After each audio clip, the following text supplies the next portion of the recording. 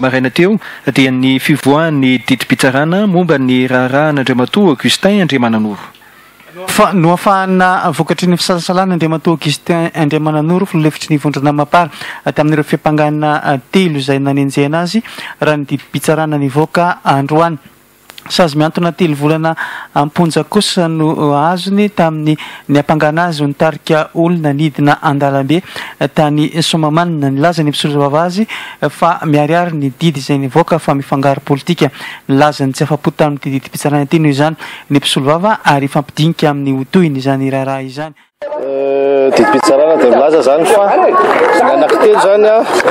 ireo lahy qui sont bénéfice du doute no tsy fisin'ny proof ary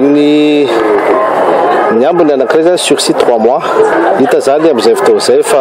mbola mipetraka ihany le hoe didim-pitsarana politika le izy fa tsy manaraka loatra ny tena lalàna satria ny inculpation anankiefatra izay nanenjehana azy ny rahantsika nahita teo nandritra ny fizotra fitsarana dia tsy nanana proof na ny iray ary nanenjehana anazy amin'ny sursis zany dia hoe nanatrika fivoriana tsy nahazoan-dalana na hoe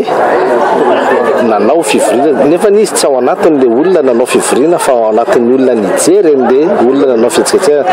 Zay angamba ny azo lazaina fa ny essentiel amintsika aloha toy ny tolona.